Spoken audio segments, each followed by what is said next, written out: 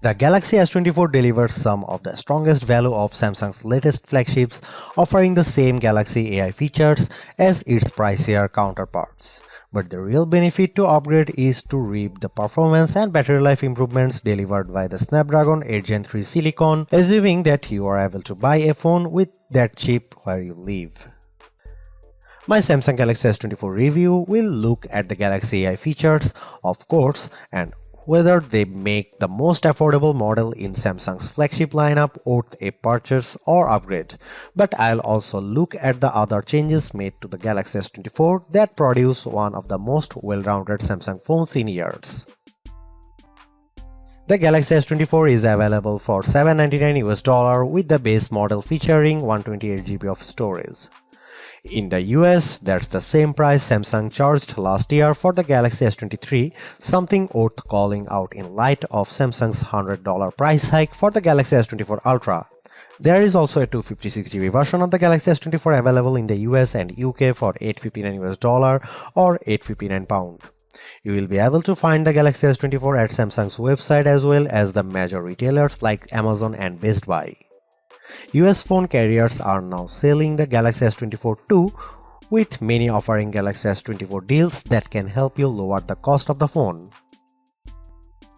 You won't spot too many differences between the Galaxy S24 and Galaxy S23.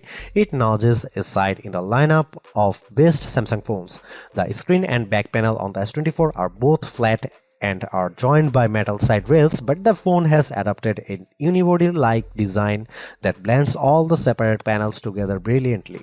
Samsung continues to make the S24 out of aluminum. Titanium is reserved for the Galaxy S24 Ultra, as is the more durable Gorilla Armor Glass for the Ultra's display. Still, Galaxy S24 counts on Gorilla Glass Victus 2 to be tough enough, and it offers IP68 water resistance, so don't worry about dropping the phone in the drink. The biggest design change to the Galaxy S24 involves the bezels.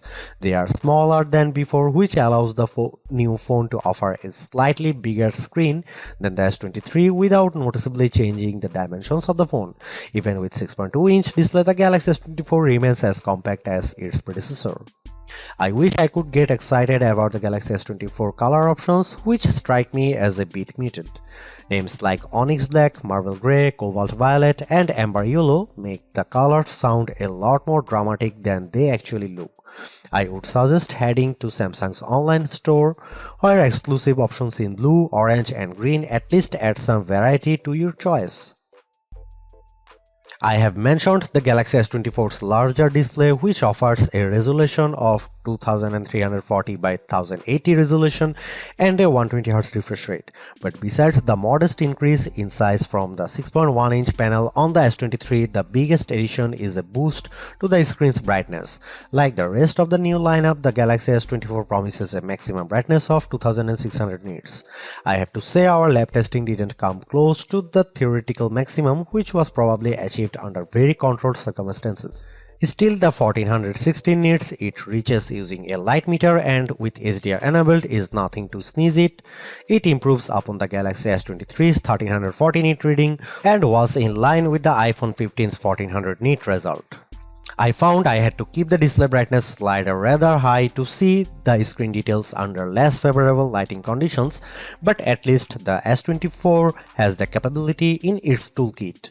A trailer for the Ministry of Our Gentlemanly Warfare on YouTube looked pretty dark in some scenes, though I suspect that's a Guy Ritchie problem and not a Samsung one. Streaming Under Pressure on Netflix produced bright, crisp images of the US women's soccer team in action. The Galaxy S24 recreates more colors than the iPhone 15's display does using both the sRGB and DCI-P3 spectrums. Apple's screen is a bit more accurate though, with a delta E rating of 0.18 to the S24's 0.22 with the display in its default vivid mode. In terms of camera hardware, Samsung hasn't really touched a thing for this Galaxy S24 update. The 50MP main camera, 12MP ultra-wide shooter and 10MP telephoto lens with 3x optical zoom are exactly what you would find on the Galaxy S23. Even aperture and sensor sizes remain the same. In one sense, that shouldn't matter as the Galaxy S23 was already one of the best camera phones, so you'd imagine that the Galaxy S24 should be just fine on the camera front. And that's before we get to some of the AI enhanced features Samsung has added to the S24 lineup. The trouble is Samsung's competitors have not stood still since last year.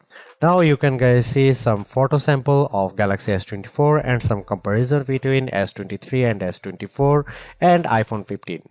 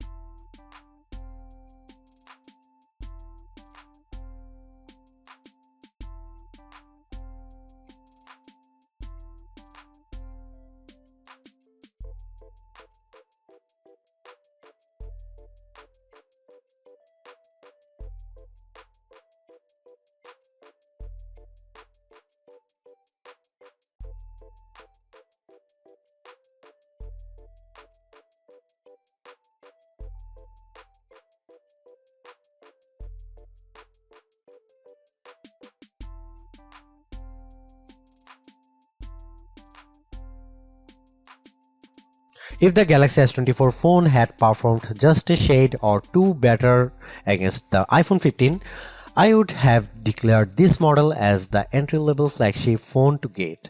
As it stands, this is still one of the best base model Galaxy S phones I have ever used, delivering a lot of value for $800. While the AI features are welcome additions, they are only part of what makes the Galaxy S24 so impressive. It's the bigger, brighter screen, longer lasting battery and stellar performance that make the phone device well worth getting, with Galaxy AI a nice add-on. Because the cameras haven't changed that much, I don't think anyone with last year's Galaxy flagship needs to concern themselves with upgrading. And perhaps even Galaxy S22 users can get one more year out of their device. Anyone with an older Galaxy flagship should run not walk to their nearest retailer to grab this new model. Perhaps the most impressive thing about the Galaxy S24 is the serious lack of FOMO you'll have if you opt for this phone over one of the more expensive models. Yes, the Galaxy S24 Ultra has the more impressive camera setup, but with the same Galaxy AI features and battery and performance improvements of its own, the Galaxy S24 is a worthwhile flagship in its own right. Thanks for watching. See you in the next one.